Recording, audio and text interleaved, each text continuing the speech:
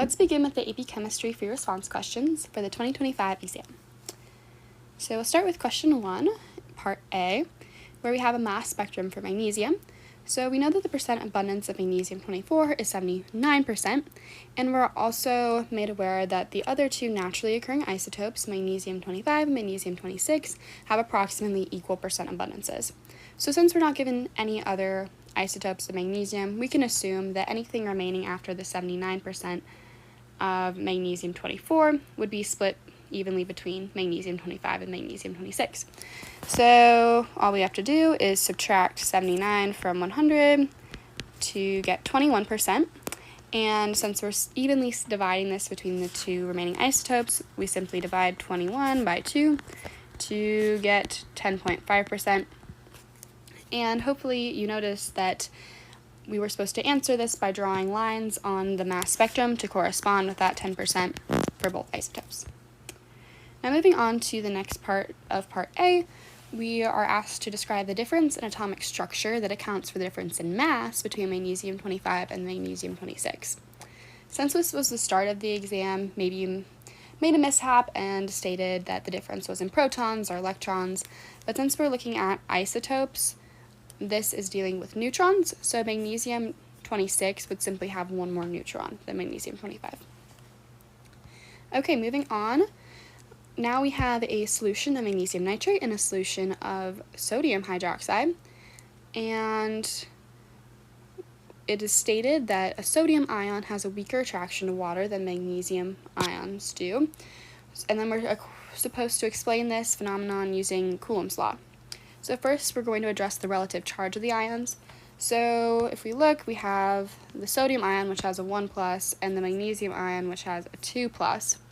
And since the magnesium ion has a greater magnitude of charge than the sodium ion, its attractions to water are greater.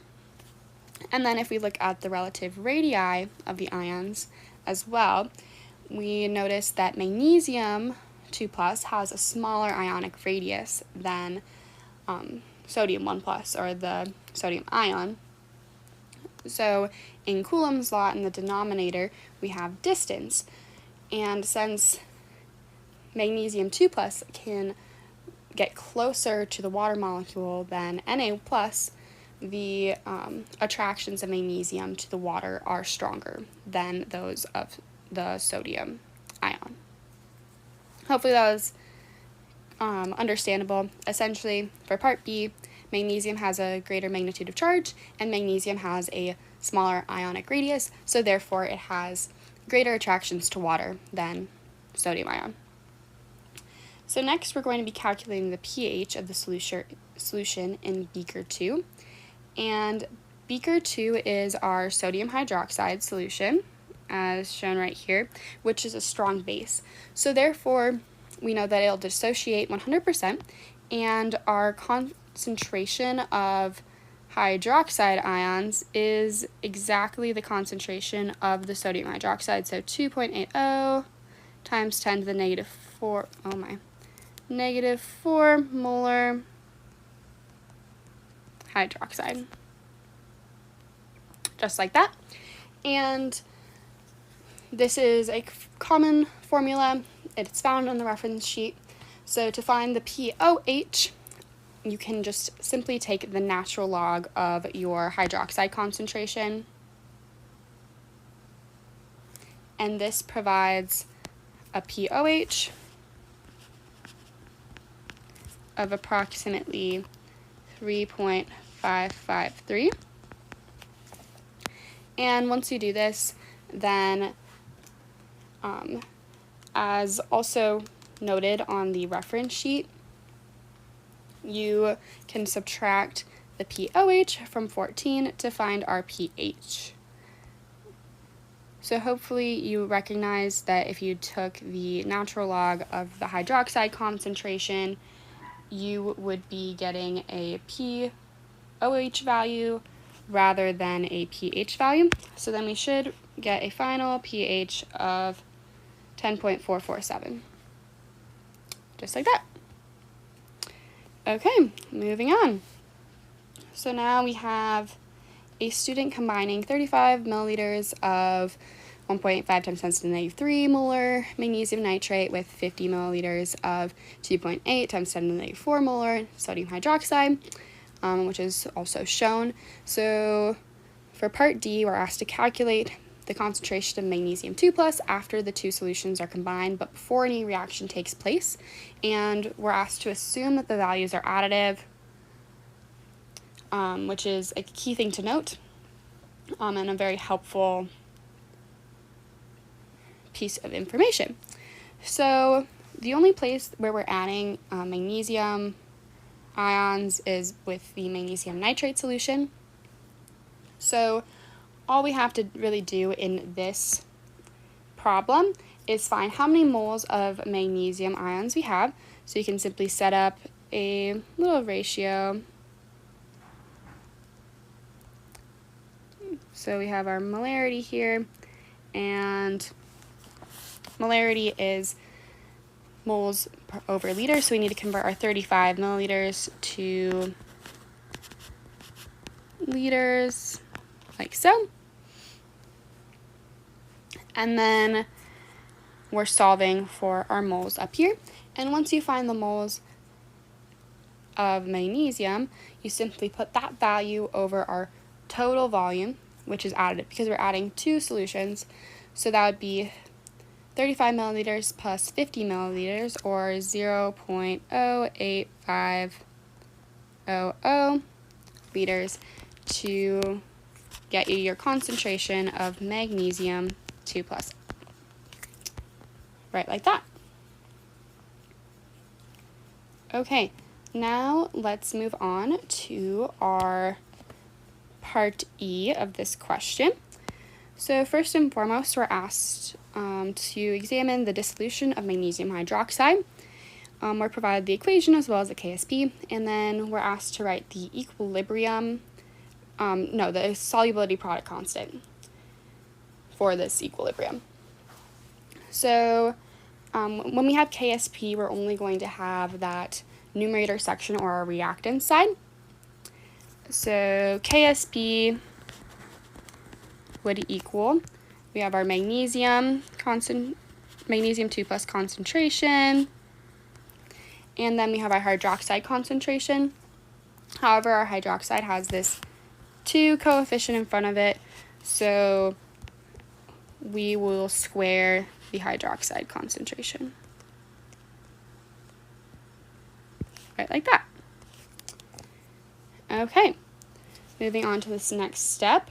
So after they're combined, but before any reaction takes place, our hydroxide concentration is 1.6 times 10 to the negative 4 molar, and using our answer from part D, we're going to calculate the value of the reaction quotient.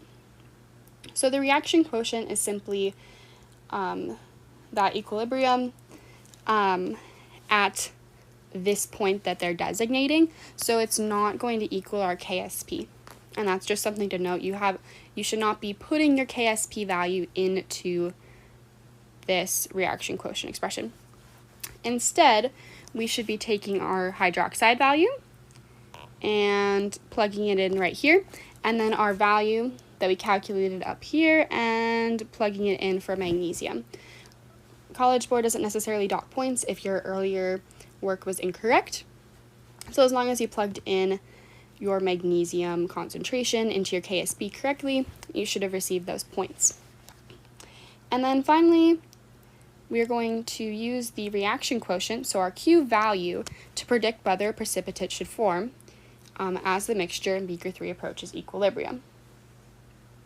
So you should find, if you complete all of these calculations, that your Q value, so what you've solved for in part 2, is greater than your K, or your KSP value, and this means that a precipitate will form. Okay, and then our final section of question 1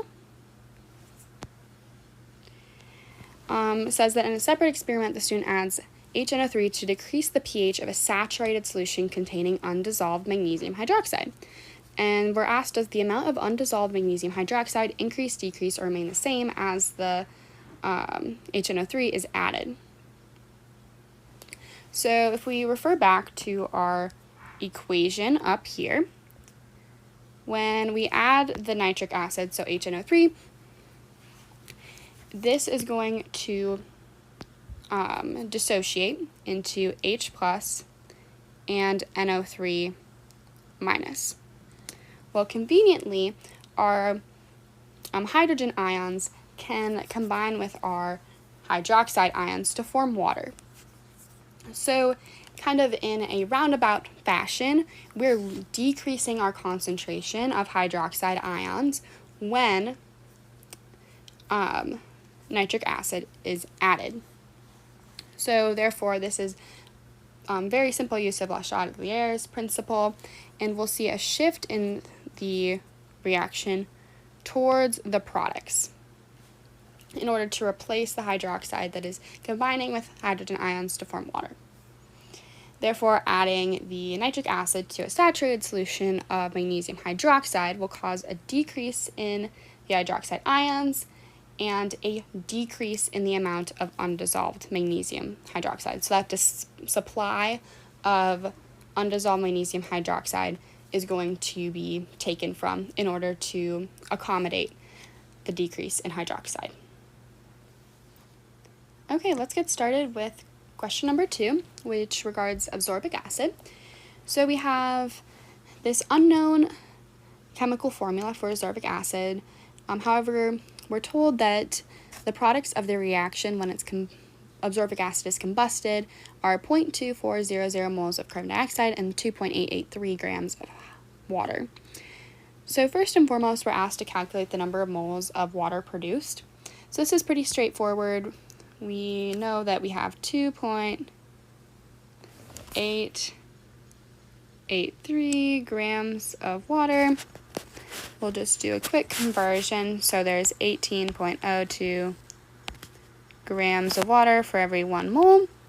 And this gives us a quick answer of 0.1600 moles of water. My apologies for the handwriting. Okay, so that should be perfect for part 1 here. And then the next step is determining the empirical formula of absorbic acid. However, we are told that the mole ratio of carbon to oxygen is 1:1, which we can see if we zoom in here, we have an X here and an X here for the subscripts. So we can kind of just do the work on carbon and then copy the subscript for oxygen. So first and foremost, we are shown that the products of the reaction are 0.2400 moles of carbon dioxide. However, since there's a 1:1 ratio of carbon to carbon dioxide, we can just say 0.2400 moles of carbon. However, and this is a place that I could definitely see mistakes being made when we look at our moles of water, there are 2 moles of hydrogen for every 1 mole of water. So therefore, we need to multiply this mole value in order to get 0.3200 moles of hydrogen. So hopefully that makes sense. And hopefully on the exam you noticed that you did need to make that conversion there. So next we'll divide by our smallest number of moles, which ends up being the 0.2400. And for both carbon and oxygen, you would get a 1, whereas with hydrogen, it's 1.3 repeating, or 1 1/3.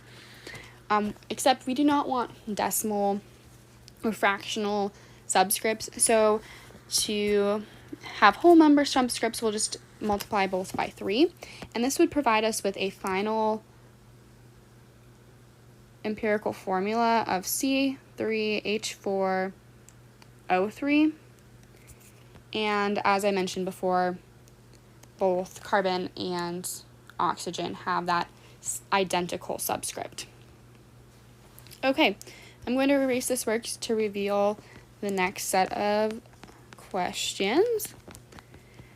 So to begin, we are presented with a titration curve here, where ascorbic acid, a weak acid, is titrated with 0.0550 molar sodium hydroxide. And we're also told that this was a 10 milliliter sample of ascorbic acid.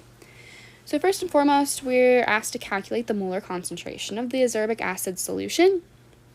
And we could go about making an ice chart. However, I think there's a handy dandy formula that we can use that'll be a little bit faster and save some time if you have the titration curve and all of this information in front of you. So that would be the molarity of the acid times the volume of the acid, and then the molarity of the base times the volume of the base.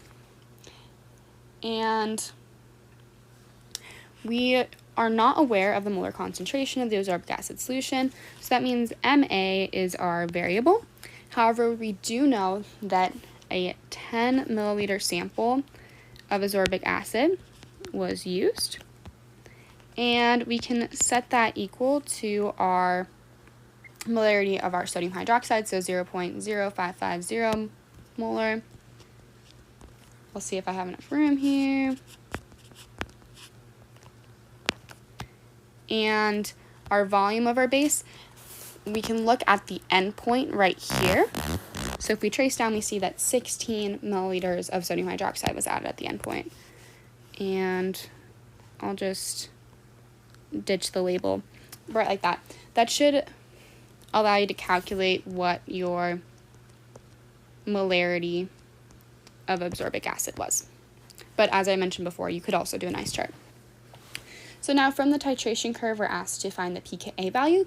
So this is actually a quite simple question if you remember one thing, and that is that at half equivalence, pH equals your pKa.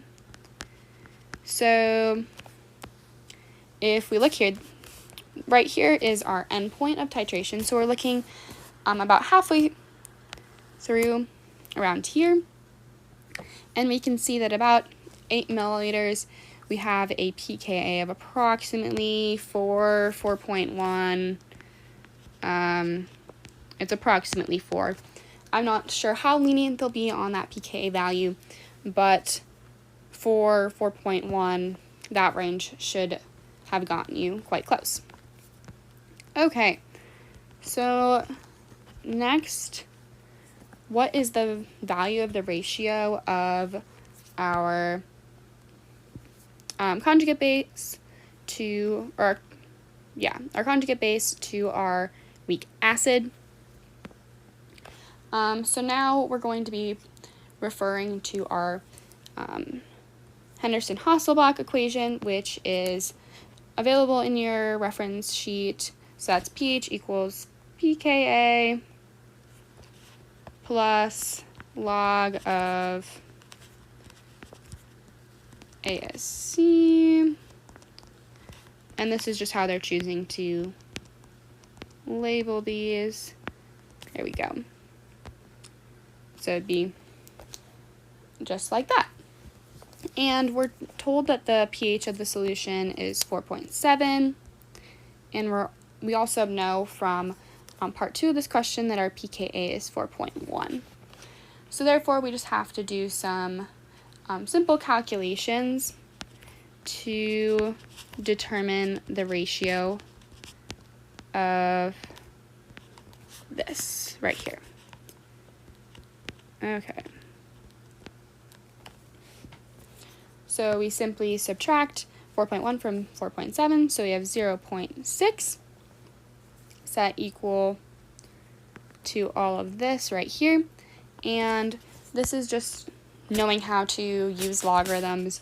You'd take 10 to the 0.6 power, and that would equal your ratio, just like that. I apologize for any confusion here.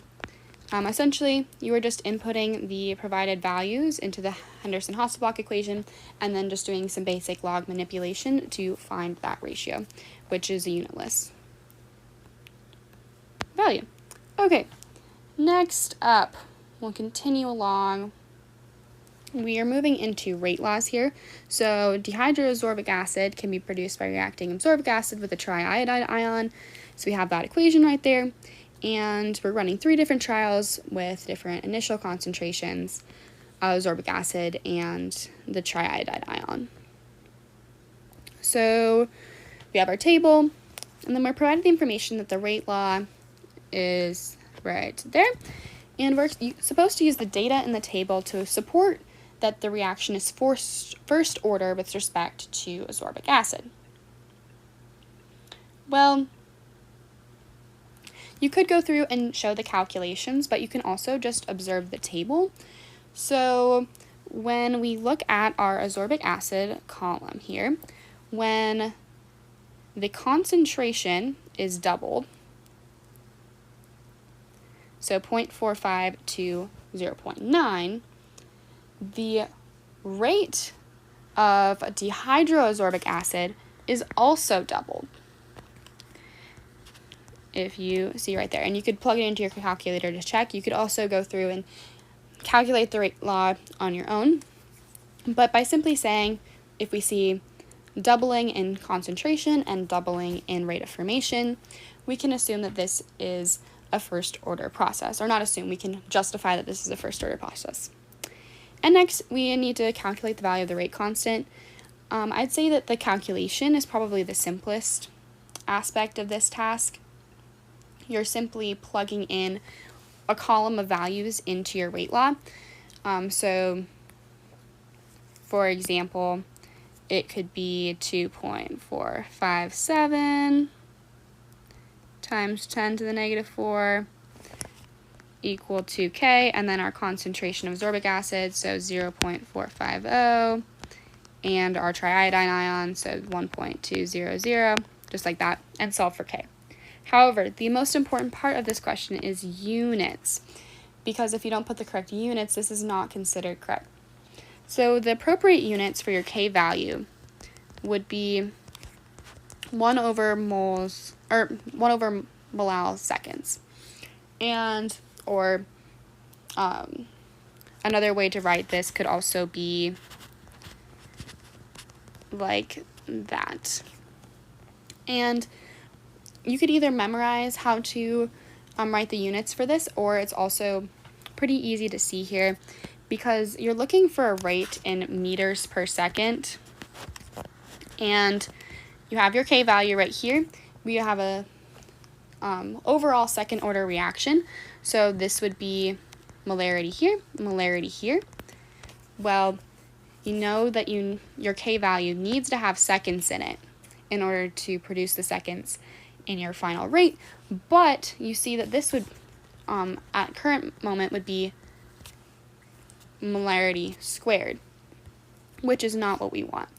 So therefore, we'd place molarity and seconds in the denominator for our K value. Hopefully that makes a little bit of sense. You can also just memorize those values and be perfectly fine. Okay, finally, we have the triiodine ion, which is significantly more soluble in water than elemental iodine.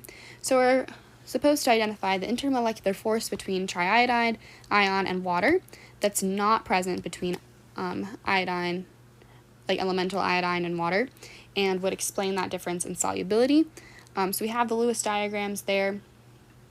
Make sure that you notice that it said the different intermolecular force that's not present, because if we just said LBFs, that would not be correct. So if we examine our 2 Lewis diagrams, we don't see any polarity on our elemental iodine, but we do see this negative charge right here on our triiodide, and you kind of have to think outside the box here, because typically when you're thinking ion dipole forces, which is the correct response to this question, you're thinking the dissolution of a salt. So if you genuinely had table salt, so NaCl, this would dissolve into Na plus and Cl minus, which would then be surrounded by water molecules that were attracted respectively to the plus and negative charges, or the positive and negative charges. So with the triiodide ion, a similar phenomenon occurs where this negative charge is attracted to the more positive hydrogen ions of the water molecules. And that's accounting for the difference because it's more soluble in water. All right, now we can move on to question number 3, which discusses white phosphorus that's composed of P4 molecules with a tetrahedral structure. And we're also told that each phosphorus atom is bonded to 3 other phosphorus atoms using only single bonds.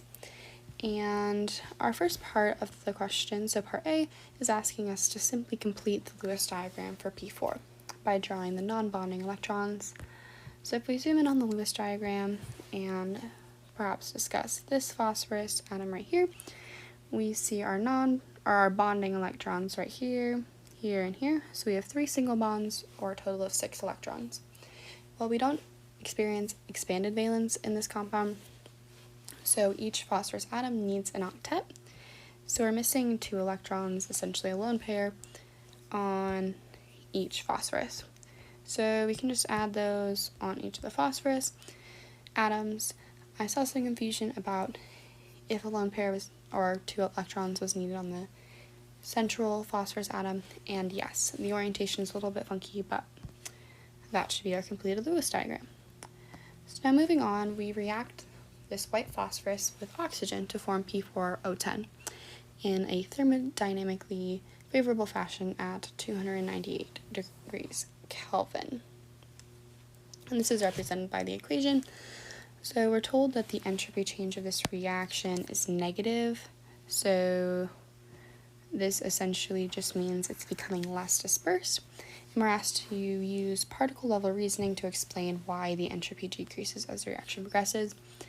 And so if we examine this equation, on our reactant side we have 1 mole solid, 5 moles gas, whereas on the product side we have 1 mole solid. And solids are much less dispersed than gases are, so when we transition from gas to solid, we experience a decrease in entropy, or a negative entropy. We're also told that the enthalpy change is negative, and a student claims that the favorability of the reaction is driven by enthalpy and not by entropy.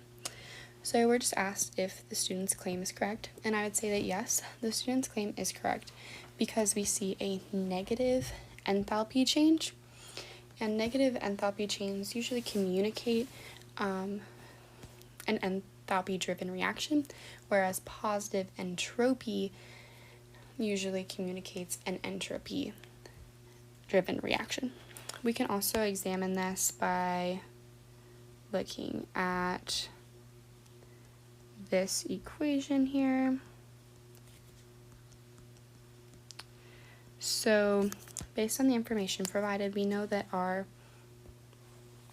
delta H, or our enthalpy, is a negative value, and we also know that our delta S, or entropy value, is negative. And in order to be thermodynamically favorable, we need our delta G to be negative. So if we look at this, when our delta S, or entropy value, is negative, this section of the equation becomes positive and is working against our negative enthalpy to approach a more positive Gibbs free energy value. So therefore, we are driven by our delta H. We are driven by a more negative enthalpy in order to achieve a thermodynamically favorable reaction. Okay, moving on. So P4O10 reacts exothermically with water to form phosphoric acid, which is shown in that equation right there. So we're doing some calorimetry to determine the enthalpy change. We're shown that diagram, and okay, moving on to the question. So we're asked to calculate the amount of heat, or Q, released during the experiment in kilojoules, which is always important to note. Or to assume that the specific heat of the solution is the same as that of water. So this definitely clues us in that we're doing a specific heat equation or problem here. So that equation is Q equals MC delta T. So we're solving for our heat right there. Our mass, since we're dissolving the P4O10 in the water, we need to include the total mass of both water and the P4O10. So our mass here would be 100.1 grams. Our C is our specific heat value, which is provided right here, and we're told that we can just use the specific heat of water. So 4.18, and then it's joules per grams degrees Celsius. And then finally we need our delta T. And right here we can see our initial temperature and our final temperature. So we simply need to subtract final minus initial to get 0.38 degrees Celsius, which corresponds with our specific heat label, so we can just input the Celsius value here. And this should, if we conduct the computation, provide a heat value of approximately 160 joules, which can then be divided by 1,000 to get an official answer of 0.16 kilojoules as requested. Okay, next we are asked to calculate the enthalpy of reaction, heat of reaction for equation 2 in kilojoules per mole reaction, and we're asked to include this sign in our answer. So that's an important part of this problem here. And we already have the kilojoules, so now we're just looking for moles of reaction. So this should be pretty simple. We'll just be dividing our 0.16 kilojoules by our moles of reaction. So if we return to our equation 2 reaction as specified, we have 1 mole, so the coefficient is 1 on our P4O10, so 1 mole of reaction. We don't have to do any conversions there. We simply need to take our mass of P4O10 and convert it to moles. We're conveniently provided the molar mass, so I'll have you work this out on your own, but this is moles of P4O10, so moles of reaction, and as stated here at the end, we're asked to include the sign in our answer. So if we return to our initial and final temperatures up here, we see that the solution increases in temperature, which implies that this is an exothermic reaction, so our delta H of reaction would be a negative or exothermic value. And this would provide your delta H right like that. Okay, now let's move on here. So we're told that the chemist weighed out 0.1 grams of P4O10 and 100 grams of water to perform another trial. However, some of this P4O10 stuck to the weighing paper and wasn't transferred. So we're told here that P4O10 is the limiting reactant. So this is some important information. That means the specific mass of P4O10 is important to how much heat is being released in this reaction. And so we're asked, would delta T for the second trial be greater than, less than, or equal to the value in the first trial? Well, if we return to our equation up here, depending on how much solid P4O10 is available, that is indicative of how much heat is produced in this exothermic reaction, because as we saw in that graph, our heat is on the product side of this reaction. So depending on how many grams of P4O10 we have, that is how much our temperature is going to change. So if some of the P4O10 sticks to the weighing paper, not as much of the P4O10 is going to react and less heat will be released, and the change in temperature will be less than. So our answer for this should be less than, with a brief explanation that does mention that P4O10 is a limiting reactant. Alright, now let's move on to part E. So here we're reacting P4 with Cl2 to produce phosphorus trichloride, and then our phosphorus trichloride will react with Cl2 to produce PCl5. So we're just doing some manipulation of these equations to calculate the standard enthalpy of formation of PCl5. So immediately when I look at equation 5, I see this 1/4 P4, and I think, okay, I should probably multiply this equation by 1/4. So if we go and adjust all of our coefficients here, we have 1/4 P4, this would be 3/2 Cl2, and then just 1 PCl3. And then if we go to add the 1/4 P4, 1/4 P4, we have 3/2 of Cl2 in equation 3, 1 Cl2 in equation 4, that adds to the 5/2. And then we have our PCl5. Our PCl3s in both of these equations drop out, so we should be set. We simply need to add our 1/4 times negative 1,148 kilojoules per mole reaction plus our negative 88 kilojoules per mole reaction, and this should provide us an answer of negative 375 kilojoules per mole reaction. So this question really just took you seeing that you needed to multiply by 1/4 as a coefficient, as well as with your enthalpy. Okay, we're on to the final part of question number 3. So here we are asked for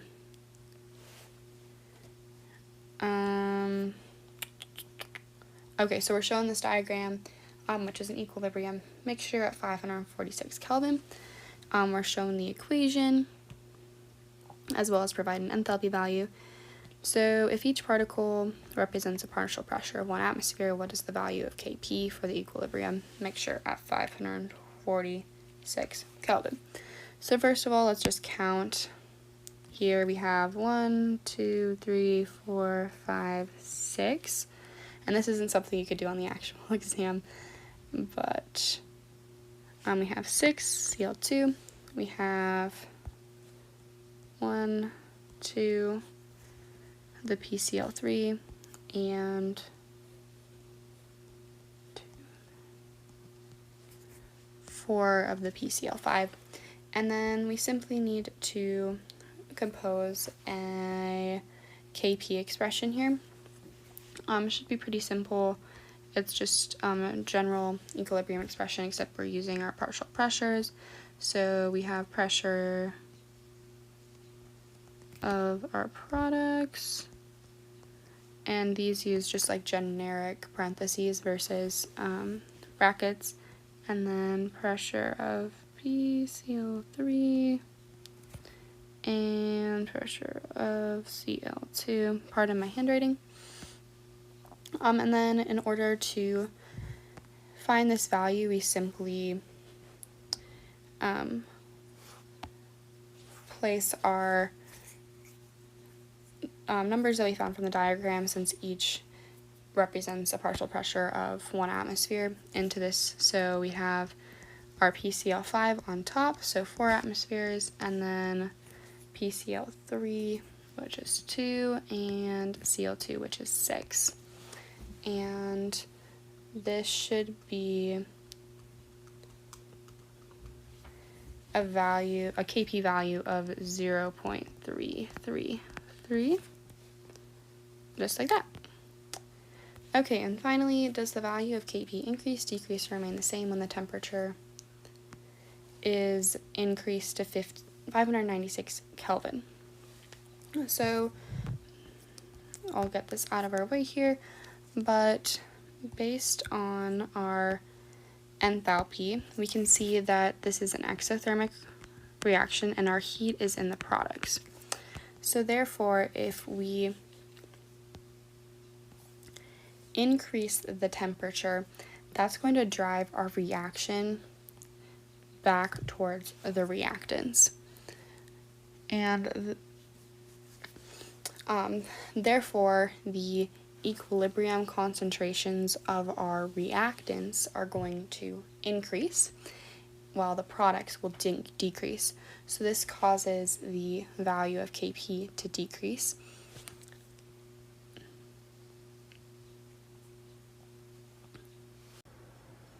Alright, let's get started with question number 4, which investigates the properties of a mixture of CH3OH and H2CO. So we have this nice diagram here, and we're asked to identify the hybridization of the valence orbitals of the C or carbon atom in the H2CO molecule. So our H2CO molecule is right here, and we have our carbon in the center surrounded by 3 electron domains, so 2 single bonds and 1 double bond, 3 sigma bonds, 1 pi bond. There aren't any lone pair here, so we can pretty confidently conclude this is sp2 with our 3 domains.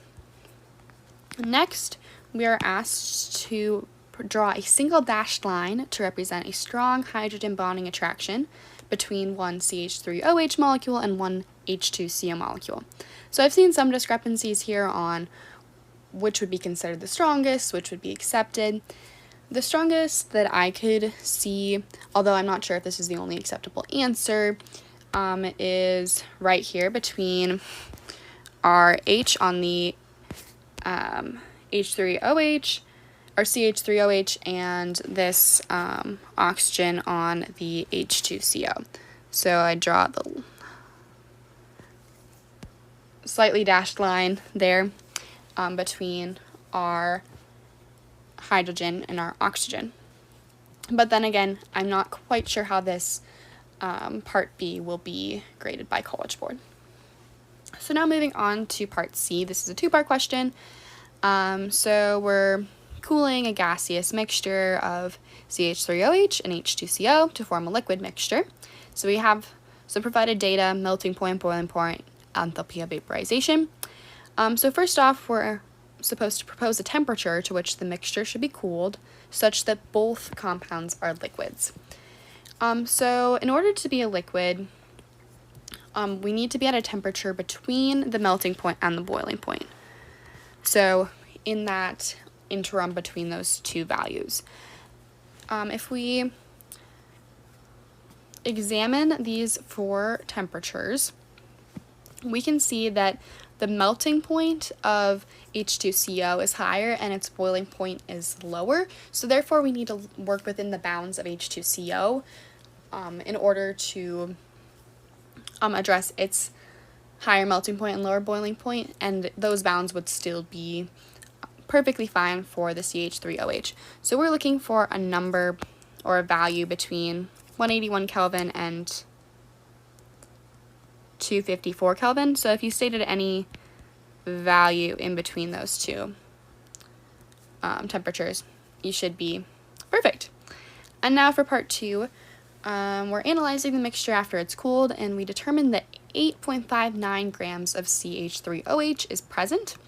So we're asked to calculate the amount of thermal energy that was removed to condense the 8.59 grams of CH3OH, and we're handily provided its molar mass. So this is a pretty simple conversion here. We have our 8.59 grams of our CH3OH, and we can do a quick conversion to moles. So we have 32.04 grams per 1 mole. And if we look back at our table, make sure we track across with the correct compound. Our enthalpy of vaporization is 37.6 kilojoules per mole. So for every 1 mole, we have 37.6 kilojoules. And this should leads to an end result of approximately 10.1 kilojoules removed. And if we reflect back on the question, it's asking for it in kilojoules, so that should be everything for question number 4. Alright, let's get started with question number 5. So this is asking us to compare compounds X and Y. For part A, we are asked to predict the geometry around the silicon atom in compound Y, based on Vesper theory. So if we zoom in on compound Y here, we see that in the center is our silicon atom, and it's surrounded by 4 single bonds, or sigma bonds. There aren't any lone pair here, so you can pretty confidently conclude that this is tetrahedral molecular geometry around the silicon atom.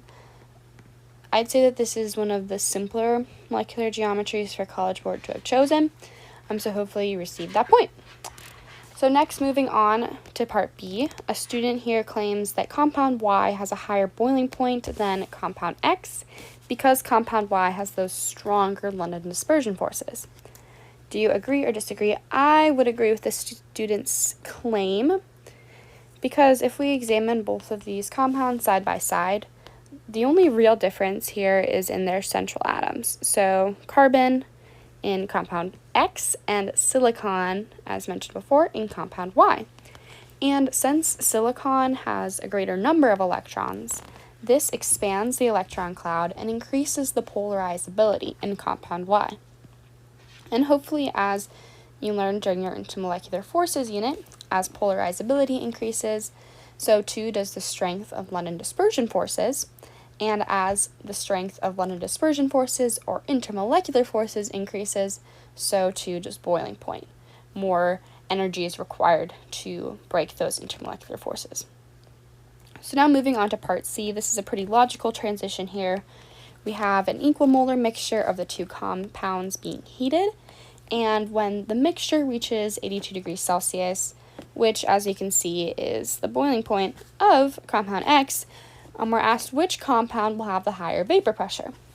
Well, I would conclude that compound X has the higher vapor pressure because it has a lower boiling point. So 82 degrees Celsius is lower than 98 degrees Celsius, which is the boiling point of compound Y. And as we sort of touched on earlier, lower boiling points are indicative of weaker intermolecular forces. So this allows compound X to vaporize more easily, more readily. And then finally for part D, this is kind of shifting gears to a gas law question. The mixture is heated to 198 degrees Celsius in a sealed, rigid 12.5 liter container. And at which point both substances are gases and the total pressure in the container is 2.30 atmospheres. And we're asked to calculate the number of moles of gas particles in the container. So my apologies for the reading, but this should have stood out to you as being a gas law question, so PVNRT. I won't go through this one in its entirety because it's pretty much just computation, so we'll just find where the different numbers go. So our pressure here we see to be 2.30 atmospheres. You can just plug that in for P. Our volume is 12.5 liters. And then N here, this is our moles of gas particles. So this is the number we're solving for. And then N, which is our gas constant, make sure that you use the 0.08206, and this is in liters, atmospheres per mole Kelvin. Make sure that was the R constant that you used.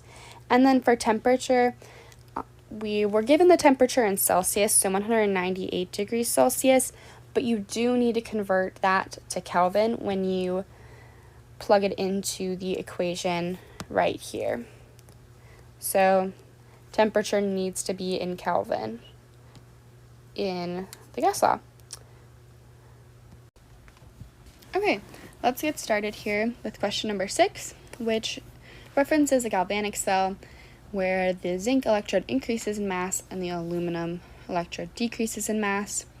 We have a nice diagram, half reactions and reduction potentials here.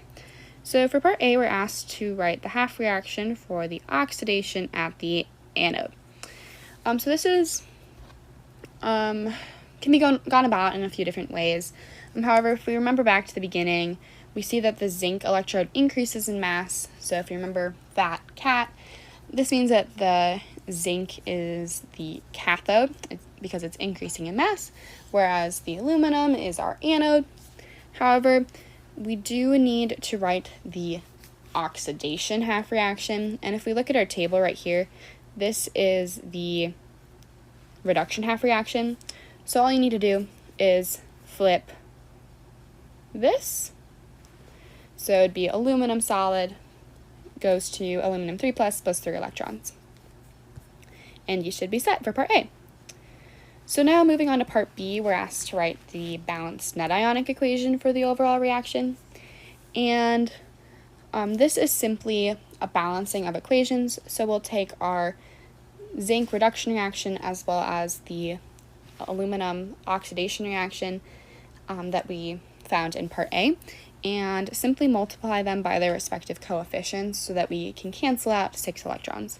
So we'd multiply zinc by 3 and aluminum by 2, and this produces the net ionic equation that we see right there, which is definitely needed for part C of this question, which is asking us about which electrode's mass changes the most if the cell is ran for a period of time and then stopped. We're told that each electrode had an initial mass of 50 grams, which we do need to keep in consideration. I would say that this question was one of the most challenging questions on the AP chemistry exam, primarily due to its wording.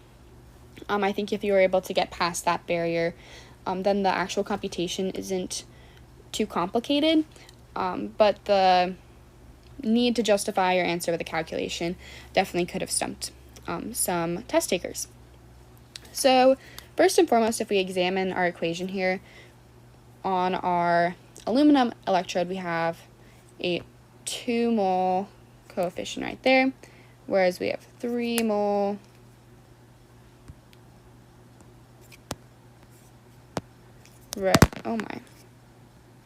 right there.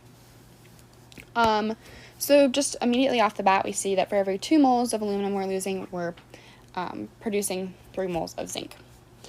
We also can, just by looking at the periodic table, see that aluminum has a molar mass of 27 grams per mole, whereas zinc has a molar mass of 65.4 grams per mole. I'm just going to zoom in so I can write this better for you guys. Grams per mole. There we go. So then, once again, we can see aluminum has a lower molar mass than zinc. So even before doing any calculations, we can pretty clearly see that the molar mass of zinc changes more. However, the question does require that justification. So, unfortunately, since we only have 50 grams of each electrode, we can't just use the 2 mole, 3 mole conversion, as that would be more than 50 grams of both aluminum and of zinc. So therefore, one way of going about this is changing the mole ratio rather than being 2 to 3, as being 0.2 to 0.3 moles of each. So therefore, what you could do is go 2 moles or 0.2 moles of aluminum solid and do a quick conversion here. So 1 mole for every 27 grams. And this would give you approximately 5.4 grams. And then if you moved to this side, so for the zinc, if you have 0.3 moles with the 1 mole for every 65.4 grams, we see approximately 19.6 grams. And if we zoom out, there again, we have mathematical or quantitative evidence that our zinc cathode will change more.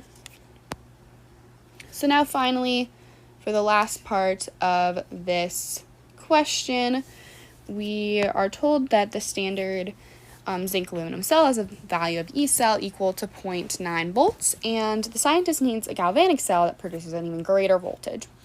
So we have access to all of these reduction potentials, and if the scientist uses the zinc half cell, so we're required to use this right here, and one of the other options, what is the maximum voltage that could be generated at standard conditions.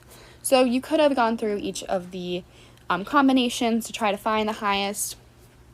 I think the simplest way here is finding the two half reactions with the greatest difference, which if you look here, that should be between gold and our zinc, as opposed to any of the others. And it's not only asking for which two half reactions, it's asking for the maximum voltage. So therefore, we're going to be using the equation E cell equals E at the cathode minus E at the anode. You might have another way of calculating this, so it's just like flipping the signs and adding, that sort of thing. But this is the formal equation. So our E cell would be equivalent to our cathode value, which would be the most positive, so 1.50 minus our cathode, or our anode value, my apologies, which would be the negative 0.76. And this produces, if we go through and calculate, an overall voltage of 2.26 volts as our maximum voltage for the zinc gold galvanic cell. So for question 7, we're discussing the glycolate ion that acts as a base in aqueous solution. So if we are looking at part A, we are asked to circle the atom that accepts the proton when the glycolate ion reacts with water. I think that there are two ways that we can go about this. So first of all, when the glycolate ion accepts a proton, it should form a conjugate acid. And it's pretty common that acids have a COOH tail. And if we look at our Lewis diagram here, we see COO right here. So we can kind of infer that we'll be seeing the proton accepted on that side of the molecule. However, I personally approached this problem by examining formal charges. So if you went through and found the formal charges on all of the atoms, the only one that has a negative charge or a non-zero charge is the oxygen right here, as a -1 charge, which is indicated by the -1 charge on the ion itself. And this would be the most logical place for that 1+ hydrogen ion or proton to be accepted. Okay, so now moving on to part B, we're seeing that the glycolate ion does react with water to form glycolic acid, and we're provided the equation as well as the Kb expression. So I've gone ahead and set up an ice chart already below, because we're asked to calculate the Kb for the glycolate ion. We're given the information that we started with a 2.5 molar solution of glycolate, so we can put that as our initial here. And then we know we have 0 molar of our glycolic acid as well as our hydroxide, just like that. And then we're also provided the information that sort of our end concentration of hydroxide is 1.3 times 10 to the -5th molar. So if we go to our endpoint sort of row here, we know that our hydroxide is 1.3 times 10 to the -5th, molar. And if we examine our coefficients on the glycolic acid and the hydroxide, it is a 1-to-1 ratio. So therefore, we can also conclude that our ending concentration here is the 1.3 times 10 to the negative fifth molar for the glycolic acid as well. And if we show our change, this would be adding x or adding the 1.3 times 10 to the negative fifth molar. So therefore, we can also show this by subtracting x over here. So this is all in a 1-to-1 ratio. However, we don't truly see too significant of a change when we subtract the 1.3 times 10 to the negative fifth from the 2.5. So we really can just conclude that we still have approximately 2.5 molar concentration of the glycolate ion. So therefore, if we come back to our Kb expression, we can essentially take 1.3 times 10 to the negative fifth molar on the top and square it, since both glycolic acid and hydroxide have that same concentration. And then on the bottom, we would have our 2.5 molar. And you can simply go through the computation of that. Kb is a unitless value, so that would be your answer for the first part of part B. And then for the second part of part B, we're asked to calculate the value of Ka for glycolic acid. And hopefully you remember this is on your reference sheet as well. Kb times Ka should equal Kw, which is equivalent to 1.0 times 10 to the negative 14th. So since we know our Kb value, you can simply plug your value for Kb into that and solve for Ka, which is also a unitless value. So now I'll quickly erase all of this so that we can review part C here. And in part C, we have glycolic acid being produced from the hydrolysis of methyl glycolate. And we're provided a proposed mechanism in 2 steps. And the student here is claiming that the hydronium ion is a catalyst for the reaction. So here I would agree that the student's claim is correct. So if we inspect our mechanism here, we see our hydronium ion appearing here, but in the reactants of step 1. It does not appear in the products of step 1, nor in the reactants of step 2, but it does reappear in the products of step 2. So a catalyst is not consumed in a reaction. So we had our hydronium ion at the beginning of the reaction as well as at the end, but when we examine our entire overall reaction, we also do not see the hydronium ion appear. And this is also very indicative of H3O plus being a catalyst. So it's simply lowering the activation energy of the mechanism versus actually forming products in the overall reaction.